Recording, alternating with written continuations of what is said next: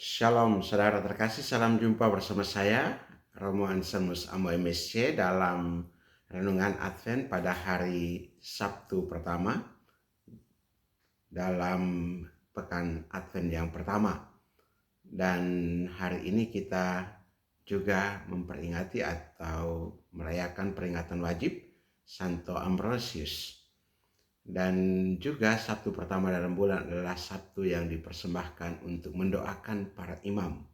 Kita mendoakan para imam kita semoga dimanapun mereka berada dan berkarya senantiasa diberikan kesehatan dan tetap menjadi pendoa dan menguduskan dunia umat manusia.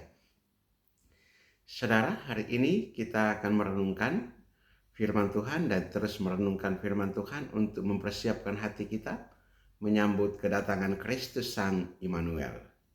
Bacaan-bacaan kitab suci pada hari ini, yang pertama dari Nabi Yesaya yang menyampaikan pesan pengharapan luar biasa bagi umat Tuhan. Sebab, ya umat Sion yang diam di Yerusalem, engkau tidak akan terus menangis. Tuhan pasti mengasihani engkau. Yesaya menggambarkan Allah sebagai pribadi yang penuh belas kasih, yang siap menuntun umatnya dengan suara lembut, berkata, inilah jalannya, berjalanlah mengikutinya. Tuhan berjanji untuk memulihkan umatnya. Ia akan memberkati mereka dengan hujan pada waktunya, panenan yang melimpah, dan penyembuhan bagi luka-luka mereka. Dalam Injil kita melihat perwujudan belas kasih Allah melalui Yesus.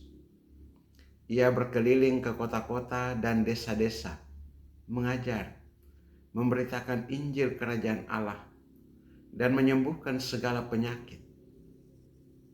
Yesus melihat orang banyak yang menderita dan berkata, tuaian memang banyak, tetapi pekerja sedikit.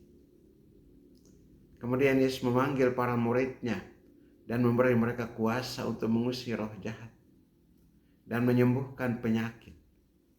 Ia mengutus mereka kepada umat Israel dengan pesan, pergilah dan wartakanlah, kerajaan surga sudah dekat. Sembuhkanlah orang sakit, bangkitkanlah orang mati, tahirkanlah orang kusta, usirlah setan. Saudara, apa pesan dari Tuhan untuk kita melalui kedua bacaan ini?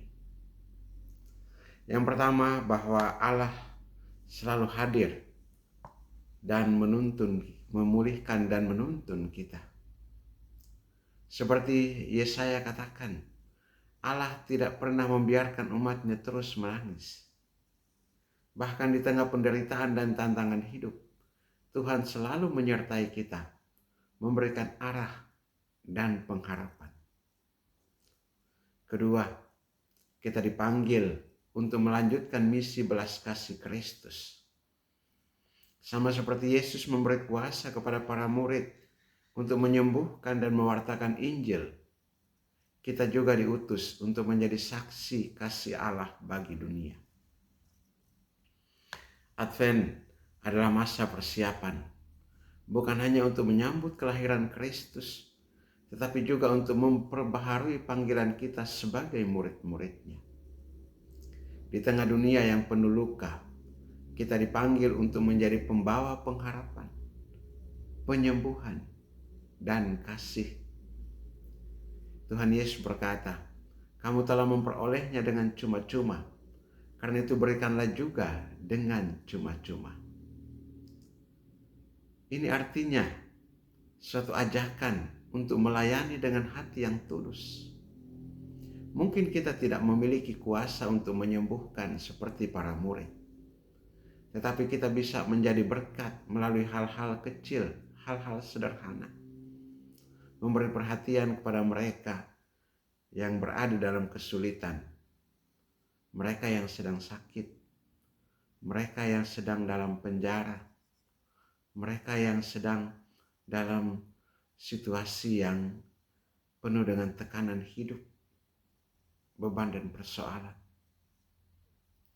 kita bisa membantu mereka yang membutuhkan dan membagikan pengharapan melalui kata-kata atau tindakan-tindakan kecil bagi orang-orang yang membutuhkan itu. Melihat orang banyak itu, tergeraklah hati Yesus oleh belas kasihan kepada mereka.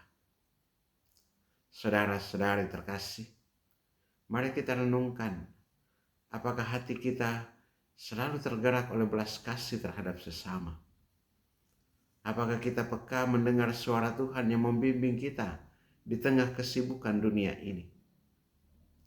Di masa Advent ini mari kita meneladani Yesus Sang Gembala yang penuh kasih.